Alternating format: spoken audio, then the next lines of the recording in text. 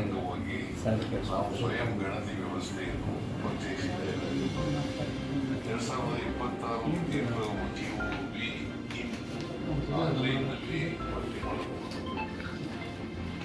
ಈ ಪ್ರಕ್ರಿಯೆ ಸರಳ ಮತ್ತು ಸುರಕ್ಷಿತವಾಗಿದೆ. ಮೊಬೈಲ್ ಫೋನ್ ಸಂಖ್ಯೆ ಮತ್ತು OTP ಈ ಪ್ರಕ್ರಿಯೆ ಪೂರ್ಣಗೊಳಿಸಬಹುದು. ಇದರಲ್ಲಿ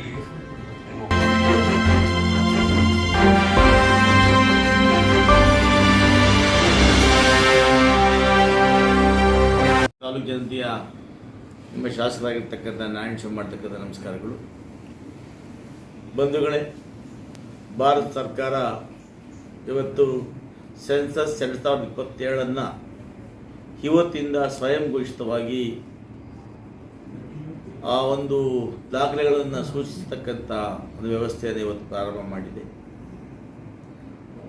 1/4/2026 15 ದಿನಗಳ ಕಾಲ ಸ್ವಯಂ ಘೋಷಿತವಾಗಿ ಯಾರ್ಯಾರು ಮೊಬೈಲ್ ಹೊಂದಿದ್ದಾರೆ ಅವರು ತಮ್ಮ ಮಾಹಿತಿಯನ್ನು ಇವತ್ತು ದೃಢೀಕರಿಸುವುದಾಗಿರುತ್ತೆ.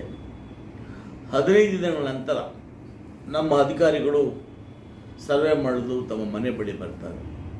ತಮ್ಮ ಮನೆ ಬಳಿ ಬಂದಾಗ ತಮ್ಮ ವಿಳಾಸ, ತಮ್ಮ ಹೆಸರು, ಸಮುದಾಯದ ಹೆಸರು ಮತ್ತು ಹೀಗೆ ತಮ್ಮ ಕಸುಬು ಇವೇನು ಅವ್ರ ಮಾಹಿತಿಯನ್ನು ಕೇಳ್ತಾರೆ, ಆ ಮಾಹಿತಿಯನ್ನು ಒದಗಿಸಿದಾಗ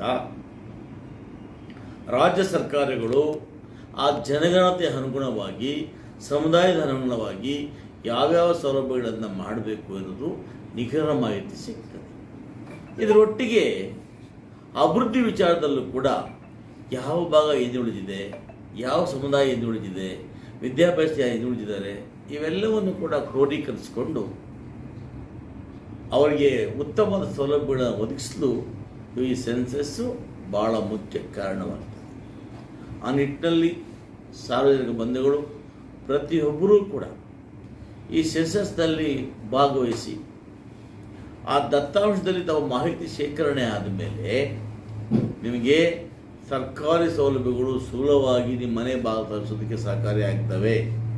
ಉದ್ಯೋಗ, ವ್ಯಾಪಾರ, ಹೀಗೆ ಎಲ್ಲ ವಿಚಾರಗಳು ಕೂಡ ಈ ಸೆನ್ಸಸ್ ಭಾಳ ಮಹತ್ತರವಾದ ಪಾತ್ರವನ್ನು ವಹಿಸ್ತದೆ.